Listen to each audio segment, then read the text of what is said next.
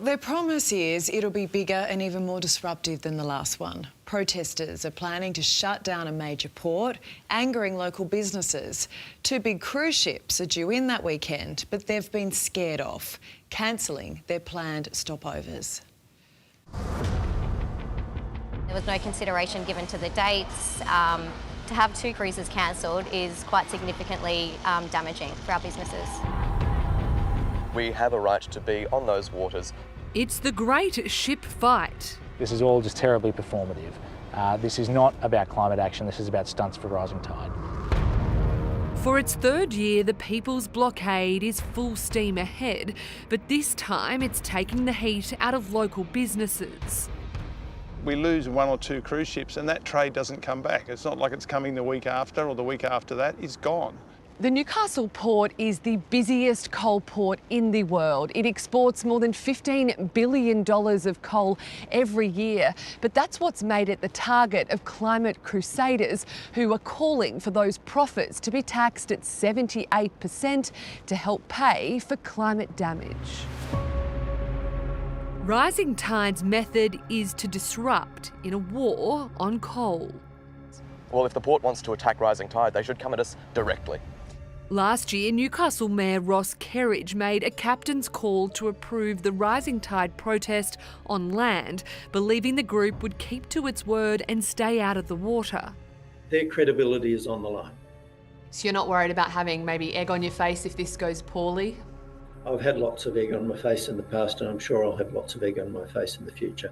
Rising Tide protesters didn't stay out of the water, despite an unprecedented exclusion zone around the port, leading to more than 170 arrests. How does your face look today?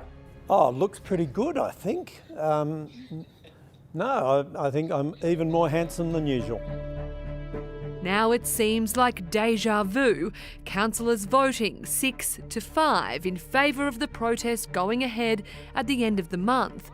Callum Poole and Jenny Barry voted against it. Look, one of the big concerns about Rising Tide this year is that they've promised escalation. So 2025 is the start of what they call the civil resistance phase. Acting Mayor Charlotte McCabe was too busy to speak on the decision, and local businesses are fuming, with news 2 Viking cruise ships will now bypass the port on the protest weekend due to security concerns. Well, my first reaction was that's terrible, because this is the high season in Newcastle, and we're in full support of the cruise ships coming in. It generates a lot of business to the area. You can see a immediate impact. Jordan and Ali run 3 hospitality venues in Newcastle. The city only gets around 8 cruises a year stop in.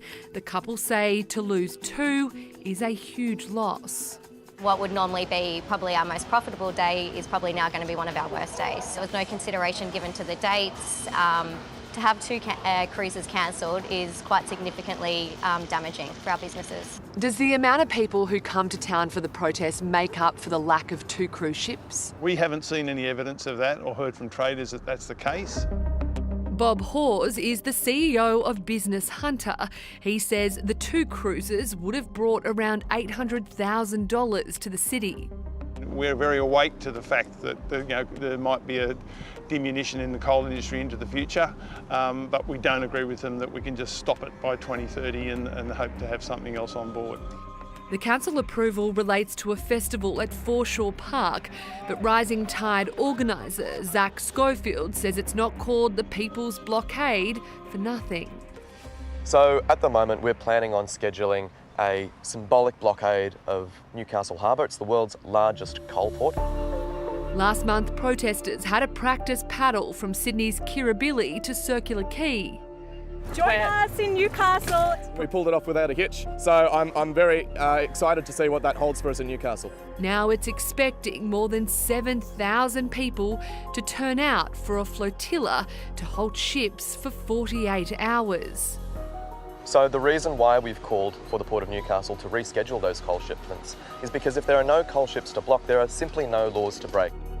Police have warned unlawful activity could result in fines or imprisonment. But that's a risk protesters are willing to take. Oh, I wish I didn't have to be arrested at all. And I think it's a shame that the state has decided to try and criminalise protest to paper over the fact that it has failed on policy to actually take care of the people of the Hunter.